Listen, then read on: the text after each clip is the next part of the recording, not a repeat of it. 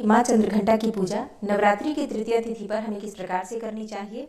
माँ चंद्रघंटा का प्रिय रंग क्या है, जिस रंग के वस्त्र धारण करके हम माँ की आराधना करें। आज के दिन माँ को कौन सा पुष्प अर्पित करना चाहिए, कौन सा भोग अर्पित करना चाहिए और किन मंत्रों का जप करना चाहिए। माँ चंद्रघंटा का स्वरूप क्या है, जिसका हमें पूजा के समय ध्यान करना है। इसके अलावा आज कौन सा उपाय करें जिससे कि माँ चंद्रघंटा की विशेष कृपा हमें प्राप्त हो और जिस भी मनोकामना से हम पूजा आराधना करते हैं या निष्काम भाव से भी पूजा कर रहे हैं तो पूजा का संपूर्ण फल हमें प्राप्त हो, इसके लिए आज विशेष क्या करना चाहिए, संपूर्ण जानकारी आपको आज की वीडियो में मैं शेयर करने वाली हूँ। तो वीडियो बहुत महत्वपूर्ण है, पूरा जरूर देख लीजिए। अच्छी लगी वीडियो तो लाइक भी जरूर कीजिए, क्योंकि आपके लाइक्स, आपके कमेंट्स मेरे लिए बहुत महत्वपूर्ण होते हैं। ये एकमात्र जरिया है जिनसे मुझे पता चलता है कि आपको ये वीडियो अच्छी लगती है और आपके लिए ये वीडियो उपयोगी है। तो अगर वीडियो अच्छी लगे तो लाइक तो जरूर ही किया कीजिए। और अब जानते हैं माता चंद्रघंटा की पूजा आज के दिन हमें किस प्रकार से करनी चाहिए। माँ चंद्रघंटा की पूजा करने से साधकों को लंबी आयु का वरदान प्राप्त होता है, आरोग्य की प्राप्ति होती है, सुखी और संपन्न होने का वरदान प्राप्त होता है। माँ चंद्रघंटा की आराधना करने से साधक के समस्त पाप और बाधाएं नष्ट हो जाती हैं। इनकी आराधना से प्राप्त होने वाला एक बहुत ही बड़ा सद्गुण ये भी है कि साधक में वीरता और निर्भयता के साथ ही सौम्यता और विनम्रता का भी विकास होता है। उसके मुख, नेत्र तथा संपूर्ण काया में कांति की वृद्धि होती है और इसके साथ ही माँ चंद्रघंटा की पूजा करने से वाणी भी प्रभावित होती है। ऐसा कहा जाता है कि माँ चंद्रघंटा की पूजा करने से स्वर में दिव्य अलौकिक माधुर्य का समावेश हो जाता है।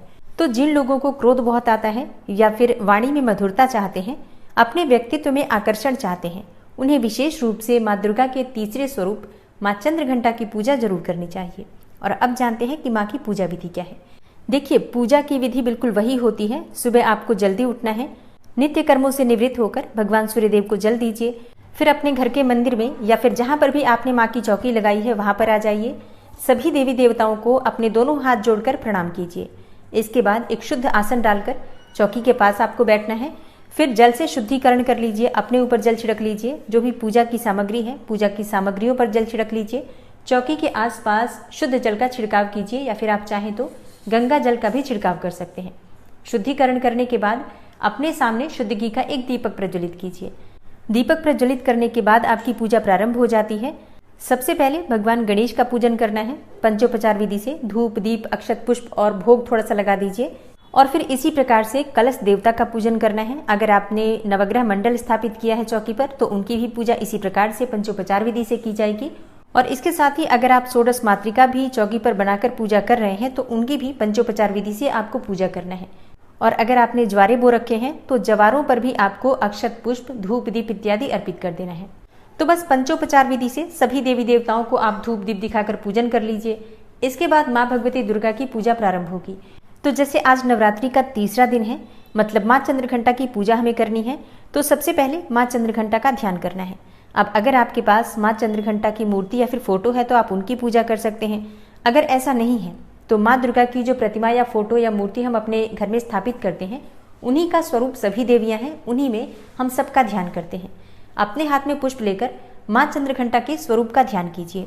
माँ चंद्रघंटा का स्वरूप क्या है जिसका आपको पूजा के समय ध्यान करना है। देखिए, देवी चंद्रघंटा का स्वरूप परम शांतिदायक और कल्याणकारी है।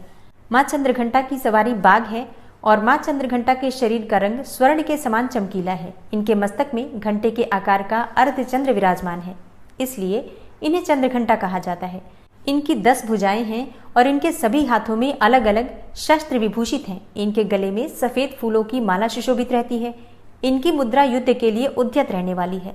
इनके घंटे की सी भयानक ध्वनि से अत्याचारी दानव, दैत्य, राक्षस सदैव प्रकंपित रहते हैं। दुष्टों का दमन और विनाश करने में सदैव तत्पर रहने के बाद भी इनका स्वरूप दर्शक और आराधक के लिए अत्यंत सौम्यता और शांति से परिपूर्ण रहता है। अतः भक्तों के कष्टों का निवारण ये शीघ्र ही कर देती हैं। इनका वाहन सिंह अर्थात बाघ है। इनका उपासक सिंह की तरह पराक्रमी और निर्भय हो जाता है। इनके घंटे की ध्वनि सदा अपने भक्तों को प्रेत बाधा आदि से रक्षा करती है। इनका ध्यान करते ही शरणागत की रक्षा के लिए इस घंटे की ध्वनि निनादित हो जाती है। माँ चंद्रघंटा के भक्त और उपासक जहाँ भी जाते हैं, लोग उन्हें देखकर शांति का अनुभव करते हैं। ऐसे साधक के शरीर से दिव्य प्रकाश युक्त परमाणुओं का अदृश्य विकिरण होता है। माँ चंद्रघंटा के इसी स्वरूप का आपको ध्यान करना है और ध्यान करते समय माँ के बीज मंत्र का आपको जप करना है। माँ का बीज मंत्र है ऐं श्रीं शक्त्यै नमः। दूसरा मंत्र है या देवी सर्वभूतेषु माँ चंद्रघंटा रूपेण संस्थिता नमस्तस्यै नमस्तस्यै नमस्तस्यै नमो नमः। इनमें से किसी भी मंत्र के द्वारा माँ चंद्रघंटा का ध्यान करके आपके हाथ में जो पुष्प है माँ के चरणों में अर्पित कर दीजिए। इसके बाद धूप, दीप, अक्षत पुष्प इत्यादि सभी चीजें एक एक करके माँ चंद्रघंटा का ध्यान करके माँ के पास अर्पित कीजिए। माँ चंद्रघंटा का प्रिय पुष्प है कमल का पुष्प और पीले गुलाब का पुष्प, शंख पुष्पी का पुष्प और सबसे ज्यादा प्रिय है माँ को चमेली का पुष्प। आज के दिन माँ को अगर चमेली के पुष्पों की माला अर्पित की जाती है तो हर प्रकार की कामना आपकी पूर्ण हो जाती है। तो अगर आपके पास उपलब्ध हो तो जरूर अर्पित कीजिए। नवरात्रि के तीसरे दिन माँ चंद्रघंटा को दूध या फिर दूध से बनी हुई चीजों का भोग अर्पित करना चाहिए। आप चाहें तो खीर का भोग लगा सकते हैं या फिर दूध में भी शक्कर और केसर मिलाकर भी अर्पित कर सकते हैं। और इसके अलावा जो भी ऋतु फल आपके पास उपलब्ध हो, चाहे केले का फल या फिर कोई भी फल, तो माँ को अवश्य अर्पित कीजिए। आज के दिन हमें किस रंग के वस्त्र धारण करके माँ की पूजा करनी चाहिए, तो देखिए आज माँ का प्रिय रंग है भूरा और सुनहरा। तो जो भी सामग्री आपके पास उपलब्ध है उससे विधि विधान से माँ दुर्गा के तीसरे स्वरूप का ध्यान करके माँ चंद्रघंटा का ध्यान करके पूजा कीजिए। और पूजा करते समय माँ चंद्रघंटा के मंत्र का अपनी इच्छा के अनुसार 11 बार 21 बार जप कर सकते हैं। इसके बाद जो भी आप पाठ करना चाहते हैं, दुर्गा सप्तशती का या फिर कोई नवार्ण मंत्र का जप करते हैं या फिर कोई भी मंत्र जप कर रहे हैं तो बिल्कुल कर सकते हैं। अब जैसे कि आपकी पूजा पूर्ण हो जाएगी तो आपको आरती करना है कपूर और लौंग जलाकर, और इसके बाद क्षमा प्रार्थना करना है। और हाँ, माँ चंद्रघंटा की कथा भी जरूर सुननी चाहिए। जब आप सुबह या फिर शाम को पूजा करते हैं तो किसी भी समय, चाहे तो दोनों समय या फिर किसी भी एक समय, माँ चंद्रघंटा की कथा भी अवश्य सुननी चाहिए। और सुबह की पूजा पूर्ण कर लीजिए जिस भी प्रकार से आपके पास समय हो। अगर आपके पास सुबह बहुत ज़्यादा समय ना हो तो बाकी की पूजा आप शाम के समय भी कर सकते हैं। कोई भी मंत्र अगर आप जपना चाहते हैं, सुबह समय ना हो तो आप शाम के समय भी जप सकते हैं। शाम के समय फिर से माँ को भोग अर्पित किया जाता है और माँ की आरती की जाती है। और एक और चीज़, आज माँ चंद्रघंटा की पूजा की जाती है तो विशेष रूप से घंटी अवश्य बजानी चाहिए। सुबह की पूजा में भी और शाम की पूजा में भी जब आप आरती करते हैं तो घंटी अवश्य बजाइए। शास्त्रों के अनुसार माँ चंद्रघंटा की पूजा में जब हम घंटी बजाते हैं तो सभी प्रकार की नकारात्मक ऊर्जा नष्ट हो जाती है। माँ अत्यंत प्रसन्न होती हैं और भक्तों की मनवांछित कामना को पूर्ण करती हैं।